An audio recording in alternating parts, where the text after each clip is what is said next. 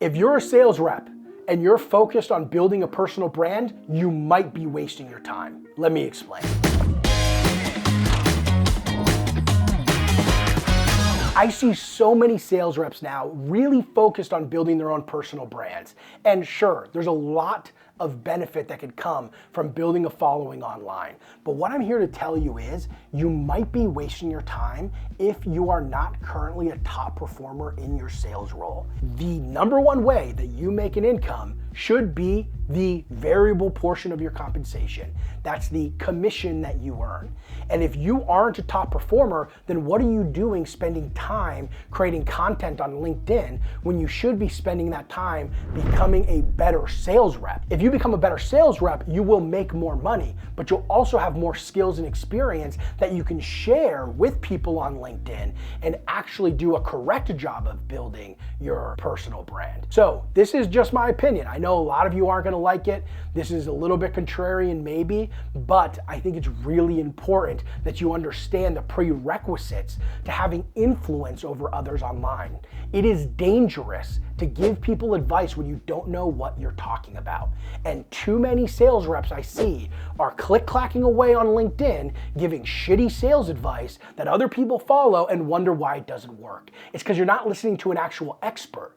You're listening to a talking head who's good at writing and is able to hook your attention and build a following. I don't want more of those people. I want more top performing sales reps, and I'm going to share with you in this video how you should think about building your personal brand once you've done the work to become incredible at your current line of work. That's how you build a real audience. You do it by having genuine expertise and being genuinely good in an area that you are focused in.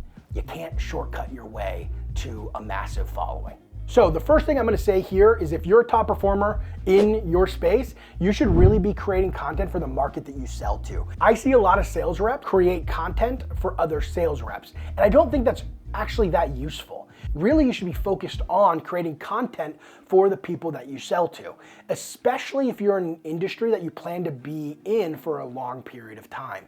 This is actually going to help you compound your efforts and sell more and more and more, which is ultimately what you want to do. If you're trying to amass a huge following of sales reps and maybe one day becoming a sales trainer or something, sure, do that. But if you're really trying to compound your own efforts, make as much money as possible and move up through leadership, then I think you should be creating content for the market that you serve. Another way to keep building your personal brand is to have a place where people can follow you outside of one platform. So I do like posting on multiple platforms, but you also need somewhere else where people can engage with your content, like a blog or an email newsletter. Personally, when I was full-time employed, I had a blog that I was writing on, and a lot of people used to read it. I even wrote a book. I've written 2 books now, and that's a way for people to engage in your content and build a stronger bond with you. If you're only focused on one platform, it's okay, but having access to a broader audience is typically even better. Now, the last thing I'll leave you with here is this. At Voris, part of our business is we actually recruit sales reps for our clients, and we've placed probably over 100 candidates at this point. And with placing really top performing sales reps into organizations, I learned a little bit about the criteria that they have. And I can tell you, I've never had a client tell me they wanted to hire a sales rep with a personal brand. It's never even come up. It's an extra thing that makes it more of a nice to have, but really I have not seen folks put that much of a weight on it. And this is just from my experience, right? We've placed a lot of candidates though, so I've seen this time and time again.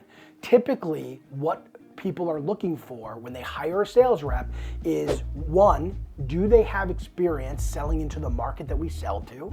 2, have they sold products or service that are similar to the ones that we sell, whether it be similar in price or selling motion, or even if it's a very similar product?